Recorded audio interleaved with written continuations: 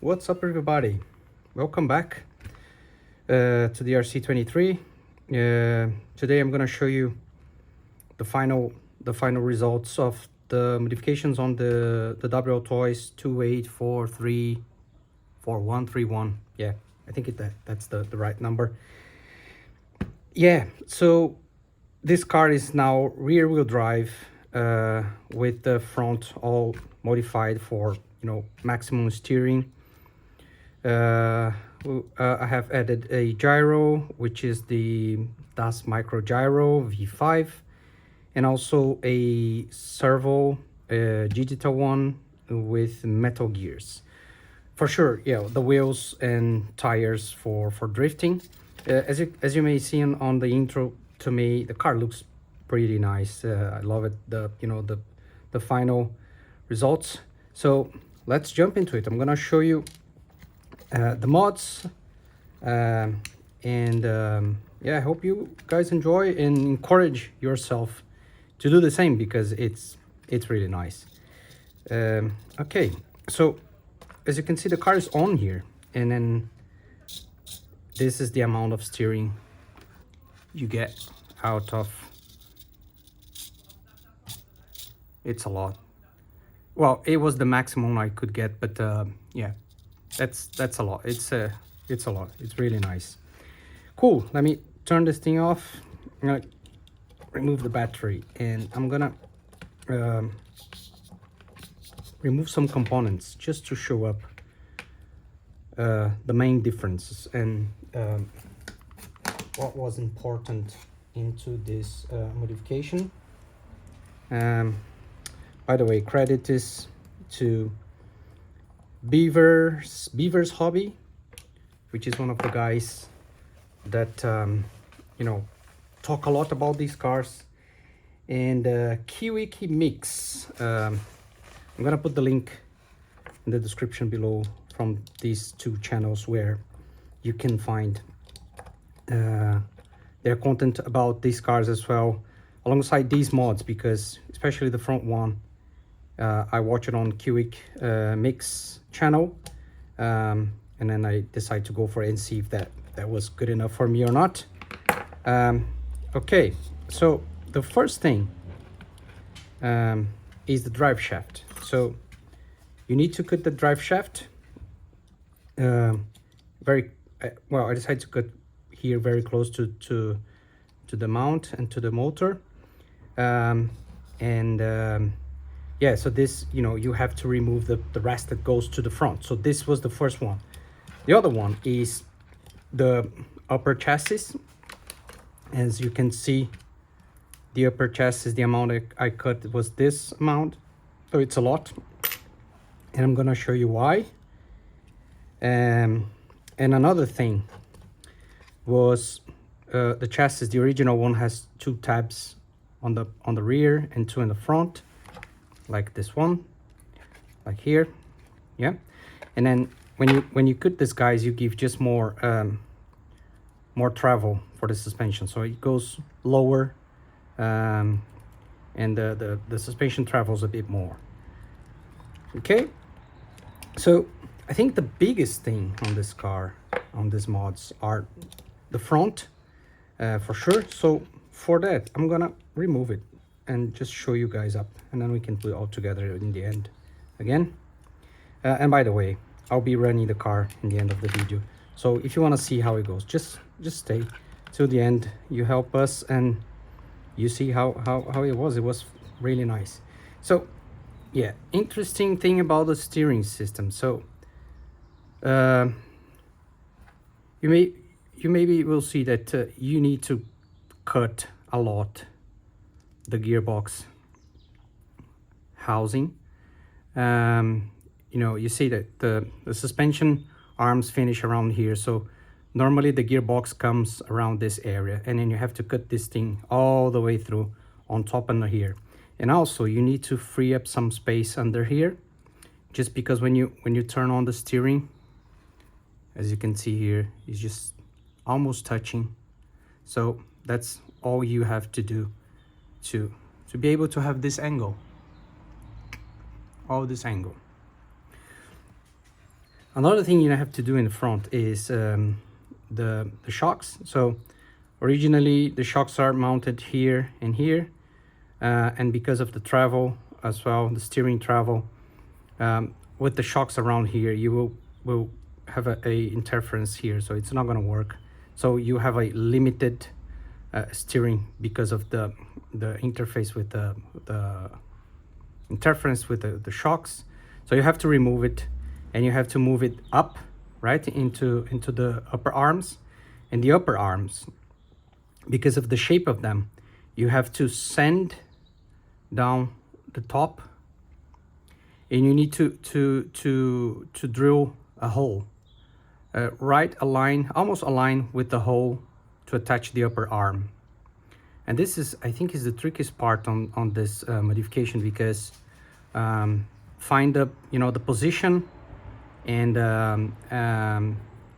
not destroy the hole, because the hole is very small. I've used 1mm drill bit. If you have something around 0.9, 0.8 would be better, I think.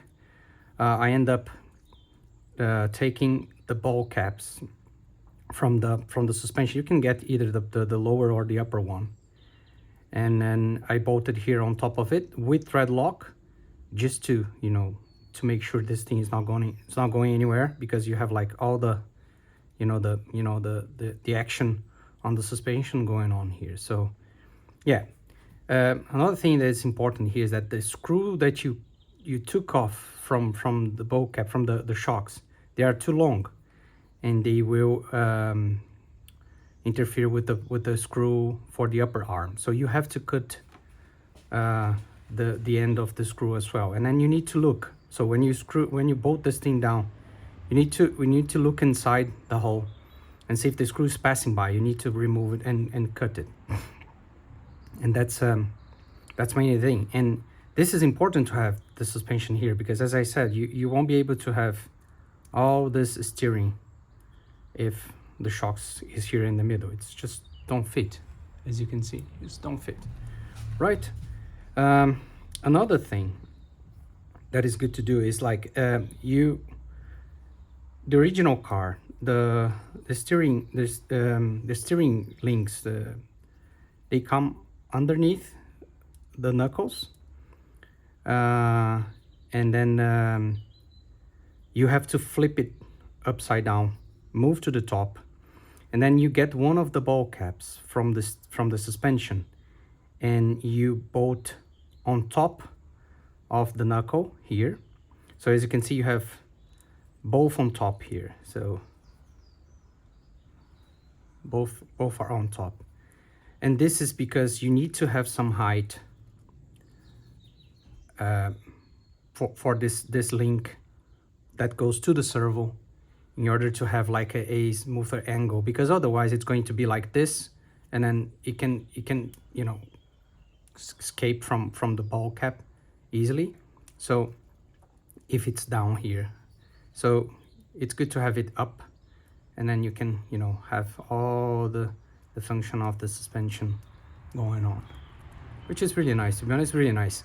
One thing that I've decided to do, and I assumed the risk, was I tried to have some camber on the upper arms.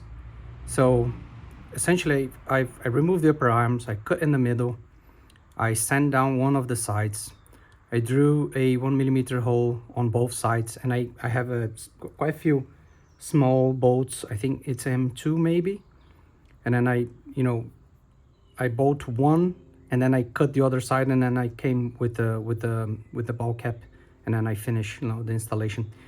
The camber is slightly bigger than normal, because I think the original is 0.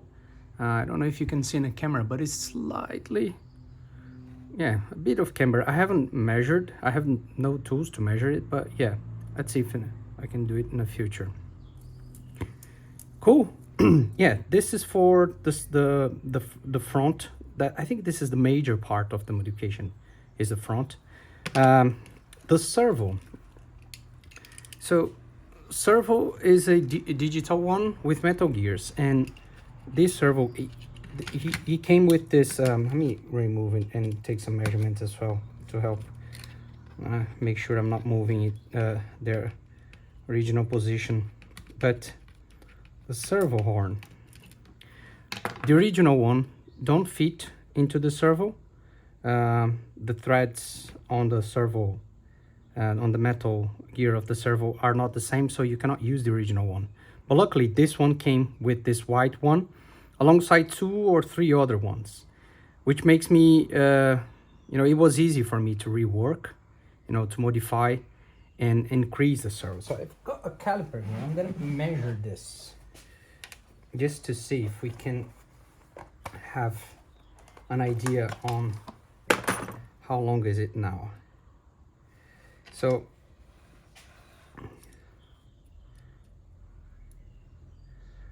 around 20 millimeters, I think. If I get center to center, kind of a bit more. 20.3, maybe 20.3. Yeah. Total length is 25.9, 25.8, something like that. So it's longer. I think this is the original size, 17.6, almost 17.6 to 20, 25 point, oops, 25, 26. Yeah. So it's quite a lot, and it's mandatory. You cannot have the amount of steering without this longer servo horn. So yeah, this is something important. And to do the mods, I've, you know, this one you remove from the original servo horn, and then you can use one of the suspension, you know, the shocks screw, and put it on top. I've glued this one because I was using the last of the 2 holes on the links on the horn, and then you have to cut the screw on the back here as well, the end of the screw, because otherwise it will be you know, clashing with the servo mounts. Okay, so yeah, these are pretty much everything. I've also installed a gyro. So the gyro is a DAS micro gyro. So let me try to put all this thing together again and show you, because the gyro, I'm gonna do this to show you guys because it's important. The gyro, I'm gonna remove it here from here. I'm gonna show you what happened with the gyro. So the gyro came, this is DAS micro gyro. It's very small. As you can see, it's very small. So the gyro is it comes with like the board with the connectors and things, and the case, which is a metal case, came separately. And then interesting that when I put the case, let me take it off the case. When I put the case, and there's no instructions, by the way, there's absolutely nothing, you just get a bag with the gyro and a bag with the case. And so I've tested the gyro without putting the case first, and it was working absolutely, like my other 2 cars, my kids' cars. It was absolutely working perfectly, no issues. When I put the case, the gyro just stopped working, and I was like, oh my god, what's going on? And then I started searching on the internet, and I found a video from Beaver's Hobby, and he was, you know, installing another gyro. I think it wasn't this one, but the gyro that he bought came with felts, like these very thin felts, to install and isolate the gyro from the metal case. So I was like, okay, let's give it a try and see if that works. And yeah, it worked. So in case you decided to buy any gyro, these small gyros that you probably will decide to buy the metal case.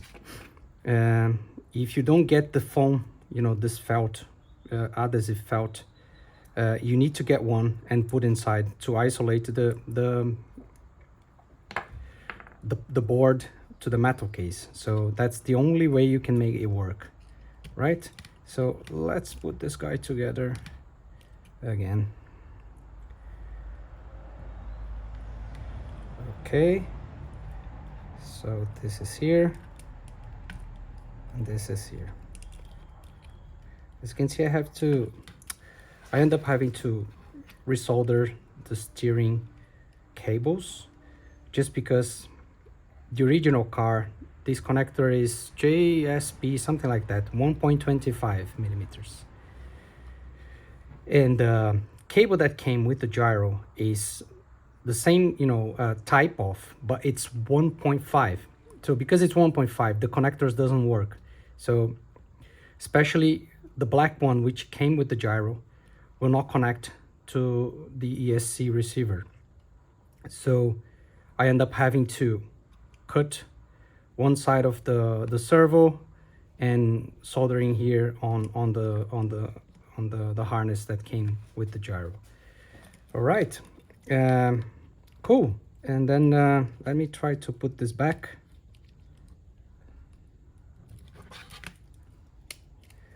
One thing that I've done, I end up modifying the rear suspension as well, but I don't think you need. Honestly, I regret doing that. I don't think you need, and I don't think worth doing this mod. You don't need, actually. So you can keep stock and just do it in the front. Okay. All right, so let's put everything together again. And